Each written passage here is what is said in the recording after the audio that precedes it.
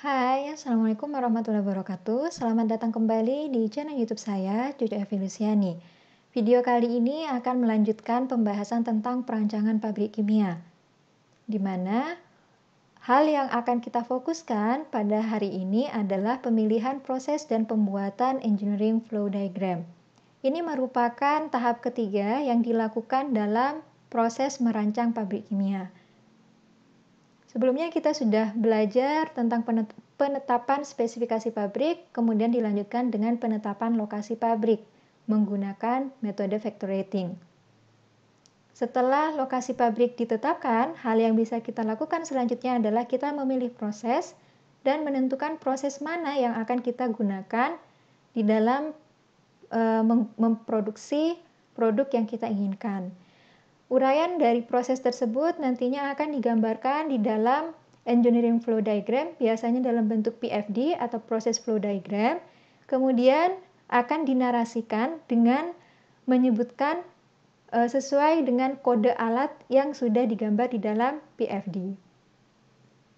Oke, kita langsung saja ke pembahasan untuk pemilihan proses.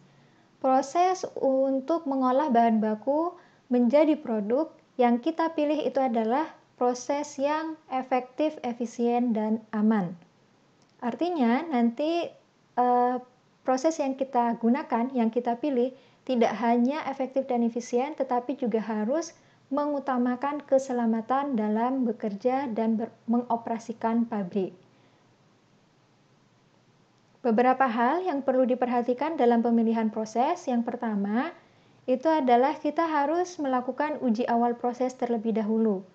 Ini kaitannya dengan perhitungan stoikiometri reaksi untuk menganalisis ekonomi awal dari produk yang akan kita hasilkan. Setelah uji awal proses di sini kita lakukan, hal tersebut akan menjadi dasar pertimbangan untuk memilih proses ya. Jadi pemilihan proses di sini nantinya akan dilakukan dengan memberikan skor atau pemeringkatan juga, atau dengan memberikan grade dari masing-masing alternatif proses. Kemudian proses yang memberikan nilai tertinggi itulah proses yang akan kita pilih. Ya, dengan harapan proses tersebut adalah proses yang efektif, efisien, dan aman. Selanjutnya, proses yang sudah terpilih tersebut akan kita uraikan di dalam uraian proses dengan menggambarkan dalam bentuk PFD atau process flow diagram, kemudian akan dinarasikan dengan menyebutkan kode maupun kondisi operasi sesuai yang sudah digambarkan di dalam PFD tersebut. Untuk step pertama, yaitu uji awal proses dalam pemilihan proses, yang perlu dilakukan adalah berhubungan dengan perhitungan stoikiometri reaksi. Hal ini digunakan untuk mengetahui selisih pendapatan dan pengeluaran sebagai analisis ekonomi awal. Dan nantinya analisis ekonomi awal ini akan dijadikan dasar kelanjutan desain proses. Dengan catatan, jika analisis ekonomi awalnya menunjukkan adanya selisih yang positif, berarti proses dapat didesain untuk ke tahap selanjutnya. Tetapi jika analisis ekonomi awalnya bernilai negatif, dalam artian di sini adalah rugi, maka proses tidak dapat dilanjutkan ke tahap selanjutnya. Beberapa hal yang perlu diperhatikan dalam uji awal proses di sini agar kita tidak bingung, bisa kita lihat pada contoh kasus berikut. Ini adalah uji awal dari pembuatan vinil klorida dari etilen dan klorin dengan tahapan reaksi sebagai berikut. Di sini terdapat 3 tahapan reaksi, dari reaksi 1, 2, dan 3. Kemudian jika kita total, reaksinya akan menjadi seperti ini. Total reaksi ini bisa kita dapatkan dari, kalau kita lihat untuk reaksi 1, di sini ada 2C2H4 plus 2Cl2 menjadi 2C2H4Cl2. Kemudian, di reaksi 2, 2C2H4Cl2 ini akan mengalami penguraian menjadi 2C2H3Cl plus 2HCl. Kemudian, HCl di sini akan bereaksi dengan O2, menghasilkan Cl2 plus H2O. Untuk total reaksi, maka kita bisa melakukan yang kanan dan kiri. Jika ada yang sama, bisa kita coret atau bisa kita kurangi. Nah, jika seperti di reaksi 1, kita lihat di sebelah kiri ada 2C2H4, di sebelah kanan tidak ada 2C2H4, berarti tidak bisa dikurangi dengan siapa-siapa. Tetapi untuk 2Cl2 di sini, di sebelah kiri ada, di sebelah kanan dari reaksi 1 sampai reaksi 3, ternyata ada Cl2, yaitu ada di reaksi 3. Tetapi di reaksi 3, di sini koefisien stoikiometrinya hanya 1, berarti kita kurangi. Di sini Cl2-nya akan habis, dan di sini akan berkurang 1. Jadi sisa 1 Cl2 di sebelah kiri untuk di reaksi 1. Kemudian yang ada lagi di reaksi 2, yaitu 2C2H4Cl2 dengan 2C2H4Cl2 yang ada di sebelah kanan dari reaksi 1. Koefisiennya sama-sama 2, berarti bisa kita kurangkan sisi kiri dan sisi kanan, sehingga habis ya untuk C2H4Cl2. Kemudian, selain itu yang bisa kita lihat di sini 2C2H3Cl. Sebelah kanan ada ini, tapi sebelah kiri tidak ada. Berarti tidak bisa dikurangi dengan siapa-siapa. Kemudian ada HCl di sini, 2HCl sebelah kanan, sebelah kiri di reaksi 3 ada 2HCl. Berarti bisa kita coret. Kemudian O2 tidak ada ya sebelah kanan, H2O juga tidak ada. Sehingga sisanya apa saja? Yaitu C2H4 sebanyak 2 mol. Sehingga totalnya di sini adalah C2H4. Kemudian ada Cl2 sebanyak 1 mol. Di sini berarti ada Cl2. Kemudian ada O2 sebanyak setengah mol. Sebelah kiri juga. Di sini ada CO2 ya, O2 setengah mol.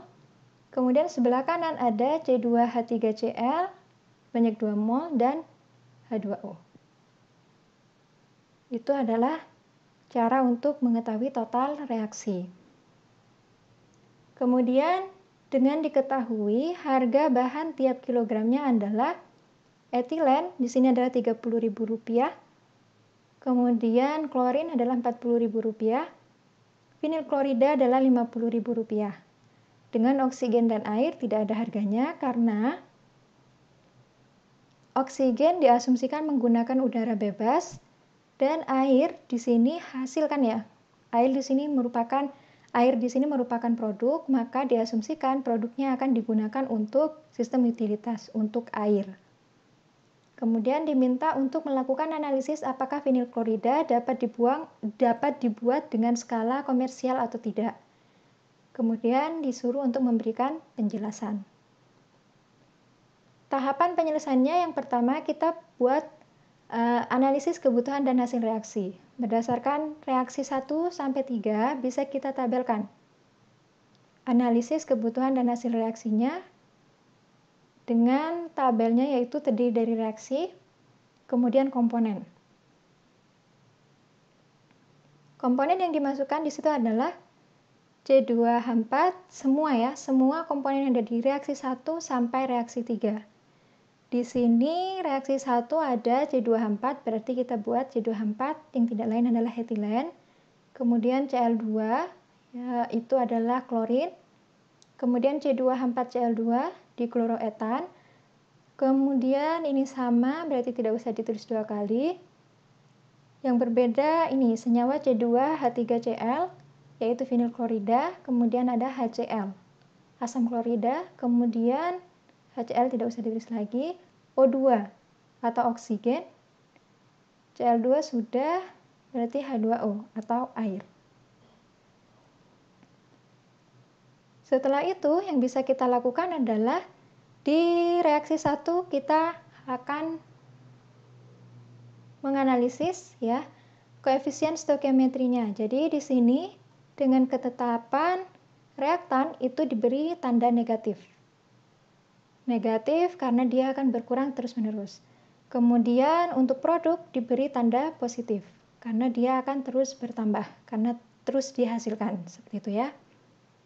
Jadi di sini untuk reaksi 1 C2H4 ada di sisi reaktan dan koefisien stoikiometrinya adalah 2. Berarti ditulis minus 2 untuk reaksi 1. Kemudian ada Cl2 untuk reaksi 1 di Cl2. Berarti di sini Cl2 adalah minus 2. Kemudian C2H4Cl2 di sini merupakan produk untuk reaksi 1 dengan koefisien stoikiometri adalah 2. Berarti plus 2 untuk reaksi 1 pada dikloroetan. Begitu pula untuk reaksi 2. Di sini ada C2H4Cl2 ada di sisi reaktan berarti minus 2. Kemudian C2H3Cl di sini di sisi produk berarti plus 2. Dan ada HCl di sisi produk juga plus 2 untuk di reaksi 2. Di reaksi 3 ada HCl tetapi di sisi reaktan berarti minus 2. Kemudian O2 di sisi reaktan berarti minus 0,5. Cl2 di sisi produk berarti plus 1. Kemudian ada H2O di sisi produk berarti plus 1. Kemudian kita total. Jadi di sini totalnya disam ya dari reaksi 1 sampai reaksi 3 untuk masing-masing komponen. Jadi di sini minus 2 plus 0 hasilnya minus 2. Itu untuk etilen dan klorin ya. Klorin di sini minus 2 plus 0 plus 1 berarti minus 1. Begitu pula untuk yang lain ya, untuk tiap komponen disam semua. Sehingga akan diperoleh untuk total ini sama dengan total reaksi yang sudah kita kerjakan tadi. Ya. Di sini C2H4 minus 2 berarti ada di sisi reaktan. Kemudian Cl2 minus 1 berarti juga ada di sisi reaktan. Untuk C2H4-nya tadi 2 mol, Cl2-nya adalah 1 mol. Yang ada di reaktan lagi yang minus itu adalah O2 sebesar setengah. Kemudian ada C2H3Cl yaitu plus 2 dan H2O plus 1. Oke. Setelah kita menganalisis kebutuhan dan hasil reaksi, tahap 2 yang bisa kita lakukan adalah menganalisis ekonomi awal. Menganalisis ekonomi awal di sini dengan mengetahui harga dari tiap bahan, kita bisa memasukkan hal tersebut ke dalam tabel analisis ekonomi awal pada pembuatan vinil klorida. Ada komponen, ada BM atau berat molekulnya. Dalam satuan di sini disesuaikan ya, karena di sini yang diketahui di soal adalah harga tiap kilogram, maka kita buat BM-nya adalah kilogram per kilomol. Kalau misalkan dalam satuan ton, ya harga yang diketahui tiap ton, misalkan berarti di sini ton per ton mol. Seperti itu ya. Kemudian kita bisa mencari molnya berdasarkan reaksi, karena di sini kalau reaksi basis perhitungannya adalah mol untuk tiap komponen. Dari hasil mol kita bisa mengetahui masanya, kemudian harga tiap kilogramnya berdasarkan yang diketahui di soal, dan total harga. Untuk menuliskan komponen yang ada di sini, kita bisa fokus hanya pada totalnya saja. Ya. Jadi yang di total ini ada komponen apa saja, itu yang kita lihat.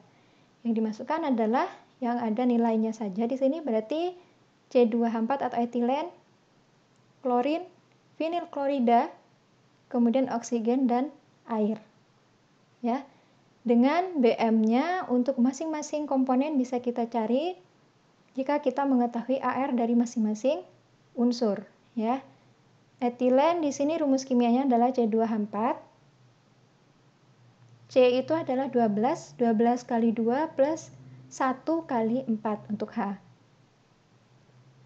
Setelah itu Cl2, Cl itu AR-nya adalah 35,5 kali 2 berarti hasilnya mendapatkan Bm. C2H3Cl berarti 12 kali 2 plus 3 kali 1 plus Cl itu adalah 35,5. Begitu juga dengan oksigen dan H2O. Kemudian kita bisa mengetahui mol dari komponen ini dari total ya, total reaksinya. Jadi di sini kalian tulis sesuai dengan tandanya ya, minus minus plus plus itu hanya sebagai tanda bahwa dia merupakan reaktan atau sebagai produk. Di sini diketahui bahwa etilen itu adalah minus 2, berarti molnya adalah minus 2, klorin minus 1, C2H3Cl adalah plus 2, oksigennya adalah minus 0,5, dan H2O adalah 1.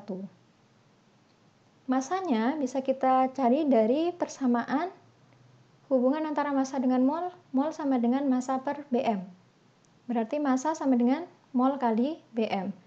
Jadi antara Bm dan molnya bisa kita kalikan sehingga mendapatkan massa masing-masing komponen. Setelah itu kita bisa menuliskan harga sesuai dengan yang diketahui di dalam soal. Kemudian bisa mencari berapa total harganya dengan mengalihkan antara massa terhadap harga. Karena harga yang diketahui itu masih dalam persatuan kilogram. Jika ada 56 kg, berarti tinggal dikalikan. Ya, jadi ini adalah totalnya, total harganya. Kemudian setelah kita mengetahui total harga, kita cari apakah untung atau rugi dengan cara sum di total harga. Dari mulai etilen sampai air itu di total, apakah nilai selisihnya itu merupakan positif atau negatif. Karena di sini positif, maka ini adalah menunjukkan bahwa analisis ekonomi awalnya menunjukkan untung. Sehingga di tahap ketiga kita bisa menyimpulkan bahwa vinil klorida dapat dibuat dengan skala komersial karena hasil produksinya lebih besar daripada bahan baku yang digunakan. Keuntungan akan lebih besar lagi apabila reaktan yang tidak bereaksi dapat direcycle kembali sehingga penggunaan bahan baku jauh lebih kecil. Nah, kalau misalkan agar kita mengetahui reaktan yang tidak bereaksi, berarti kita perlu mengetahui konversi reaksi dari proses yang kita pilih. Seperti itu ya. Jadi ini adalah kesimpulannya, karena di sini untung secara analisis ekonomi awal, maka proses ini dapat dilanjutkan ke tahap selanjutnya. Kemudian akan muncul pertanyaan, bagaimana untuk rencana pabrik yang tidak melibatkan reaksi kimia? Misalkan hanya sebatas proses pemisahan ataupun proses pemurnian saja. Maka yang perlu kita lakukan analisis ekonomi awalnya adalah dari selisih harga produk dan harga bahan baku yang digunakan. Jika harga produknya jauh lebih tinggi dibandingkan harga bahan baku yang digunakan, maka berdasarkan analisis ekonomi awal tersebut akan menunjukkan hasil yang untung sehingga bisa dilanjutkan untuk proses selanjutnya. Tetapi kalau misalkan harga produknya jauh lebih rendah dibandingkan harga bahan bakunya, maka di situ akan rugi dan proses tersebut tidak dapat dilanjutkan ke tahap selanjutnya. Seperti itu ya. Jadi itu untuk uji awal proses. Ya, sebagai dasar untuk analisis ekonomi awal, apakah proses tersebut bisa kita lanjutkan untuk perancangan pabrik. Seperti itu, silakan dipahami, dimengerti lagi.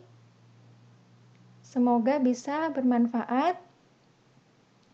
Untuk tahap selanjutnya, di step kedua dan ketiga pada pemilihan proses, akan saya bahas di video berikutnya. Selamat belajar, semoga lebih paham. Sampai di sini dulu untuk materi kali ini.